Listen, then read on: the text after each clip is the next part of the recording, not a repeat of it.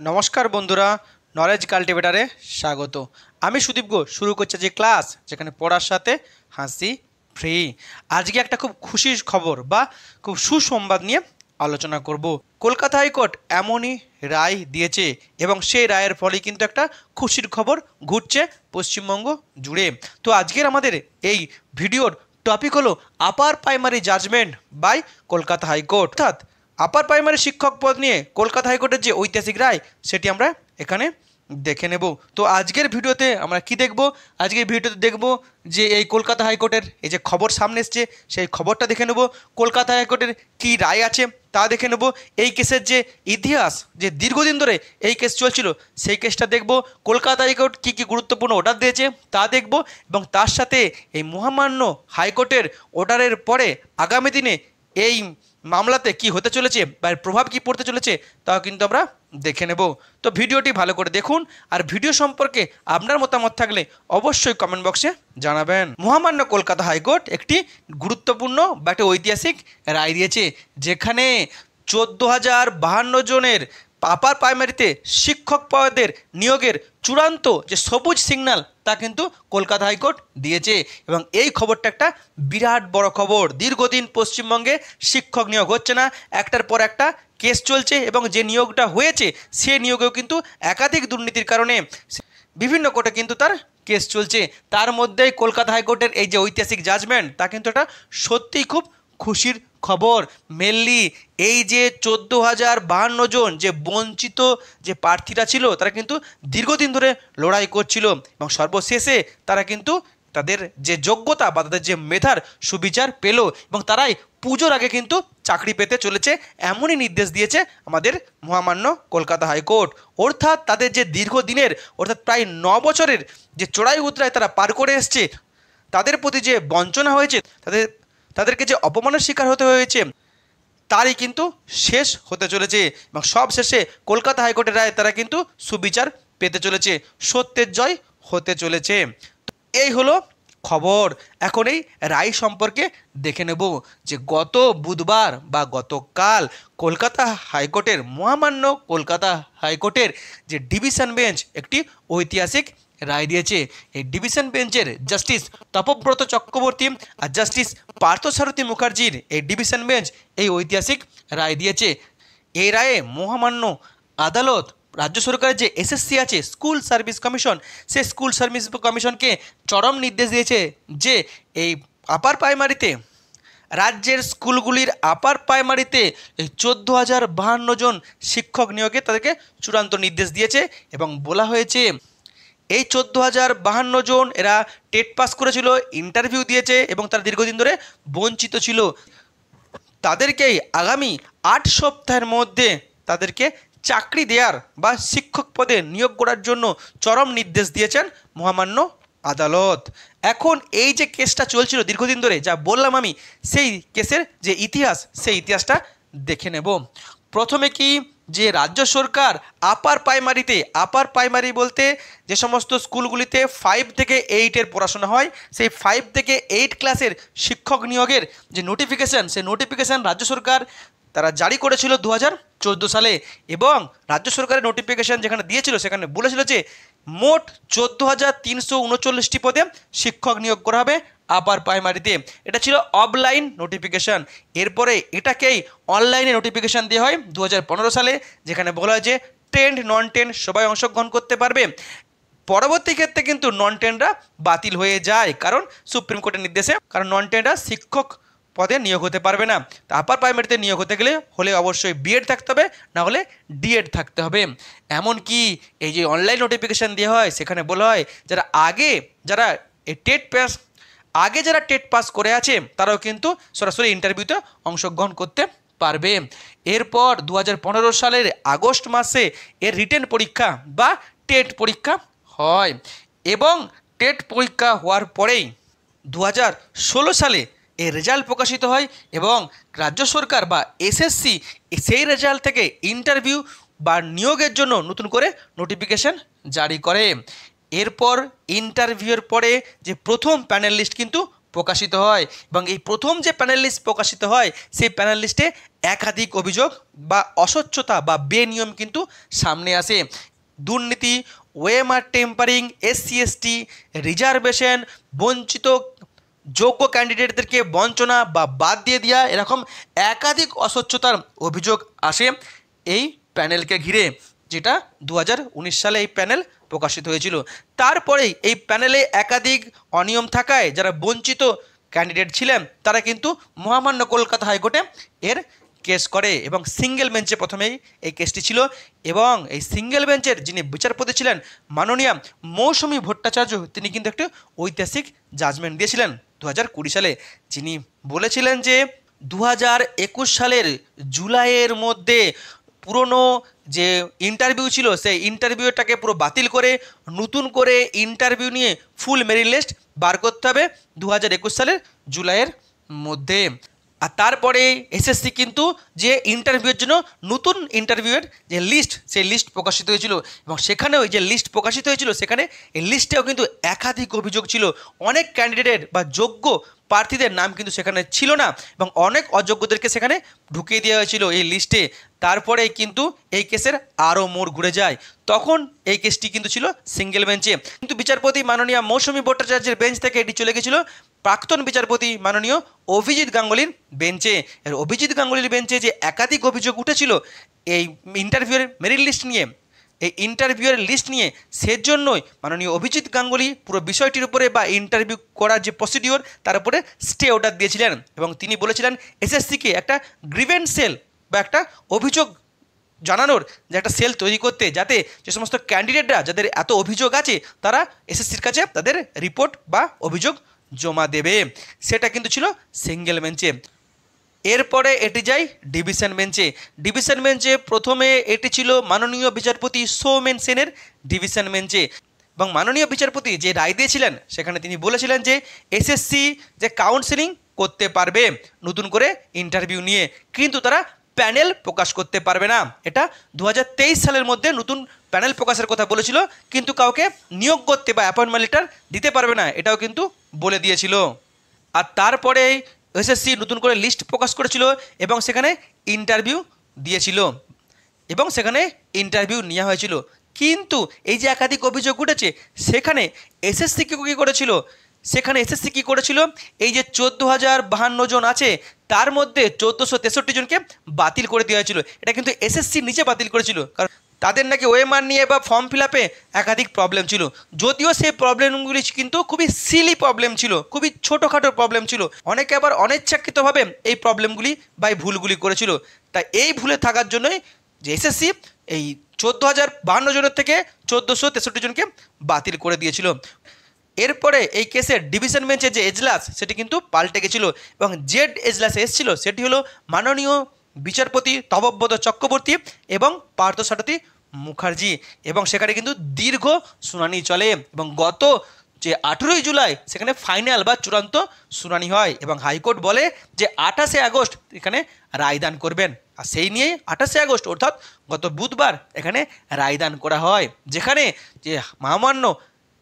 মহামান্য হাইকোর্ট বলে যে 14,052 জন সকলকেই অ্যাপয়েন্টমেন্ট লেটার দিতে হবে 8 সপ্তাহের মধ্যে এবং যে 1,463 জনকে SSC বাতিল করেছিল যাতে ছোটোখাটো ওএমআরে প্রবলেম ছিল, খুব সিলি মিস্টেক ছিল, অনিচ্ছাকৃত প্রবলেম ছিল, তাদেরকে বাতিল করা যাবে না, তাদেরকেও এই 14,052 জনের লিস্টে ইনক্লুড করা হয়।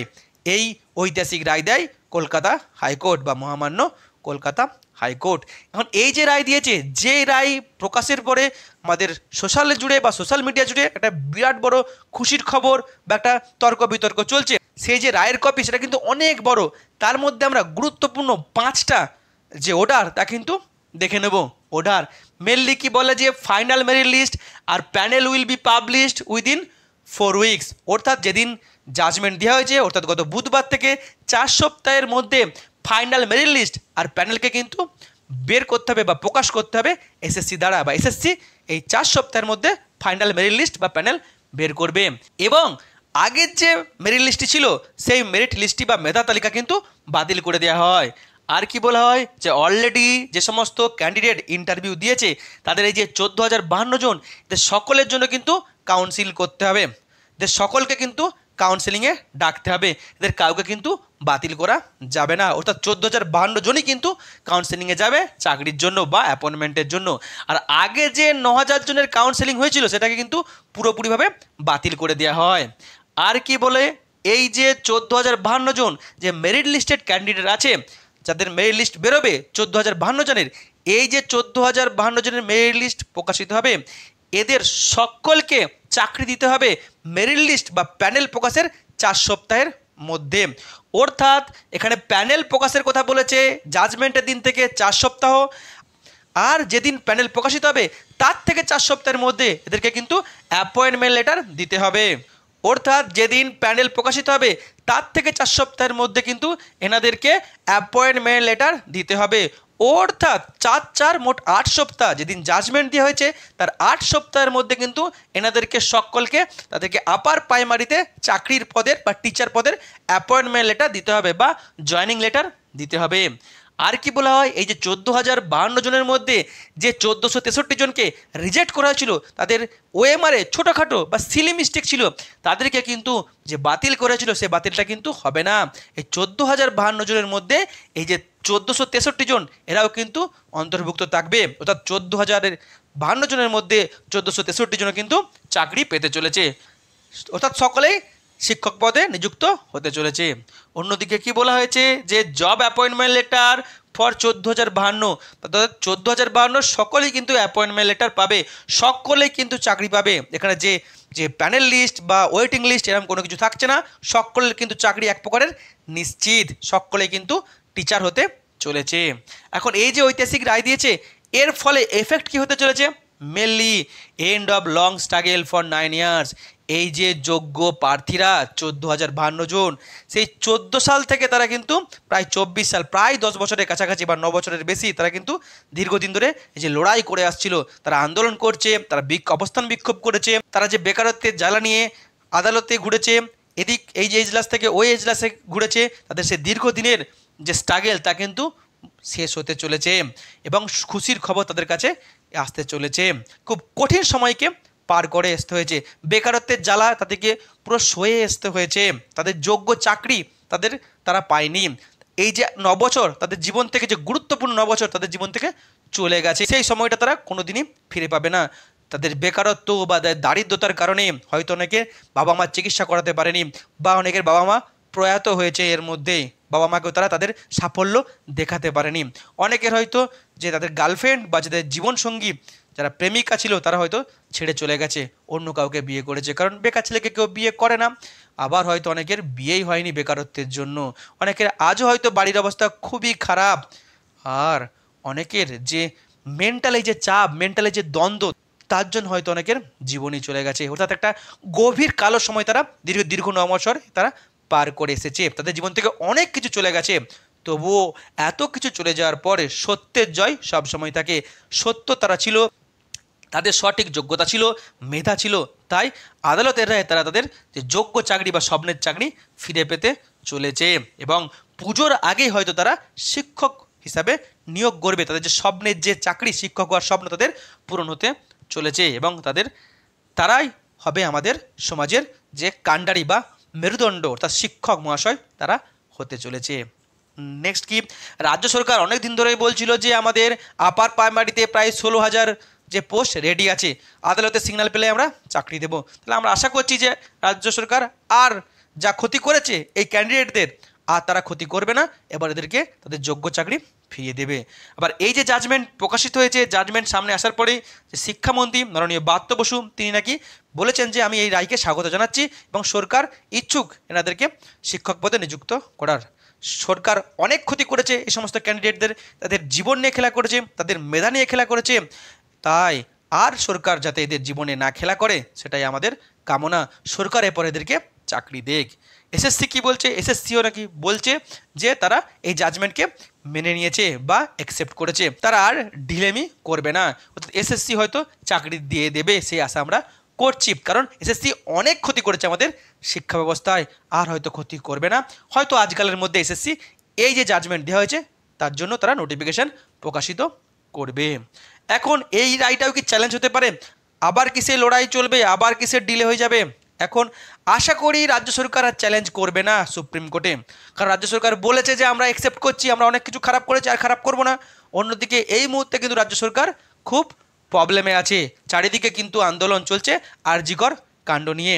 আশা করি এই সময় আর রাজ্য সরকার এই ক্যান্ডিডেটদেরকে আর ঘাটাতে যাবে না, তাদেরকে চাকরি দেবে, আর সুপ্রিম কোর্টে তারা চ্যালেঞ্জ করতে যাবে না। এখন রাজ্য সরকার বাদে তো অন্য কোনো পক্ষ করতে পারে, করতেই পারে, সবারই অধিকার আছে সে রায়টাকে চ্যালেঞ্জ করে উচ্চ আদালতে যাওয়ার, কিন্তু যদি কোনো গোলযোগ থাকে তবেই যাওয়া উচিত। না হলে যদি ফালতু ফালতু সুপ্রিম কোর্টে চ্যালেঞ্জ করে এই কেসটাকে আরও ডিলে করে দেওয়া, আরও প্রবলেমেটিক করে দেওয়া, এই যে যোগ্য ছেলেপুলেগুলো আছে তাদের জীবনকে আরও অন্ধকারে পাঠিয়ে দেওয়া উচিত নয়। যদি কোনো অ্যাপ্রোপ্রিয়েট ইস্যু থাকে তবে চ্যালেঞ্জ করা উচিত, না হলে চ্যালেঞ্জ করা উচিতই নয়। যাদের যোগ্য চাকরি, যাদের পাওয়ার কথা, তারা চাকরি পাক, এটাই আমরা চাই। আর কি, এই যে দীর্ঘদিন ধরে 9 বছর 10 বছর ধরে এই কেস চলছিল, বলছে নাকি কেসের ফাঁকেই নাকি নতুন করে নিয়োগের নোটিফিকেশান বেরোয়নি। তবু যদিও আমরা জানি যে রাজ্য সরকার চাকরি দিতে চায় না, তারা যদি ভাতা দিয়েই ভোট পেয়ে যায় তাহলে চাকরি দেওয়ার কি দোষ? তবু তারা এই কেসের জটিলতাকে তারা দোষ করছিল বা দায়ী করছিল। এখন এই কেস মিটে গেল, যারা যোগ্য তারা চাকরি পেয়ে গেল। আর রাজ্য সরকার যদি নতুন করে নিয়োগের নোটিফিকেশান বের করে, তাহলে যারা দীর্ঘদিন ধরে বসে আছে এসএসসির জন্য, যারা গ্র্যাজুয়েশন কমপ্লিট করেছে, যারা মাস্টার ডিগ্রি কমপ্লিট করেছে, যারা ডিএড করেছে, বিএড করেছে, টেটে বসার জন্য রেডি আছে, তাদের জন্য কিন্তু খুব ভালো হবে যদি এসএসসি নতুন করে নোটিফিকেশান বের করে। আর নেক্সট কি, এই যে দীর্ঘদিন ধরে শিক্ষক নিয়োগ বন্ধ ছিল, এত টানাপোড়েন, এত কেস, এত অনিয়ম, সরকারের বিরুদ্ধে এত অভিযোগ, সরকারের এত বেনিয়ম, এত কিছু পরেও যখন শেষ হচ্ছে, নতুন করে চাকরি পাচ্ছে, এটা কিন্তু অনেক কিছু ভালো হতে চলেছে আমাদের শিক্ষা ব্যবস্থায়। মেনলি স্কুলগুলো শিক্ষকের অভাবে ভুগছে, অনেক স্কুল বন্ধ হয়ে গেছে, সেই স্কুলগুলো শিক্ষক ফিরে পাবে, আবার কিন্তু শিক্ষক ব্যবস্থা একটু গতি পাবে। এমনকি যে টিচাররা, তাদের উপরে ব্যাপক তাদের উপরে চাপ ছিল, সেই চাপও কমতে চলেছে যদি এই যোগ্য টিচাররা শিক্ষক পদে নিযুক্ত হয়।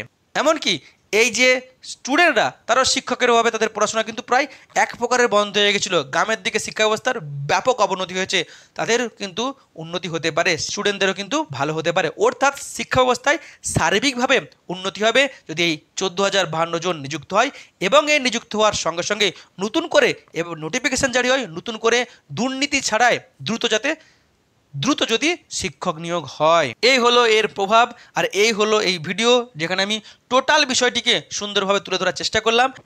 এখন হাইকোর্টের এই রায় নিয়ে আপনার মতামত কি? আপনি সাপোর্ট করছেন না বিরোধিতা করছেন? বা হবু শিক্ষকদেরকে যদি আপনি অভিনন্দন জানাতে চান, অবশ্যই কনগ্র্যাচুলেশনস লিখবেন। ভিডিওটি এখানে শেষ হলো। ভিডিওটি যদি ভালো লাগে অবশ্যই লাইক, কমেন্ট, শেয়ার এবং চ্যানেলটি সাবস্ক্রাইব করতে ভুলবেন না। আবার দেখা হবে নতুন একটি ভিডিওতে। ততক্ষণ পড়তে থাকো, হাসতে থাকো।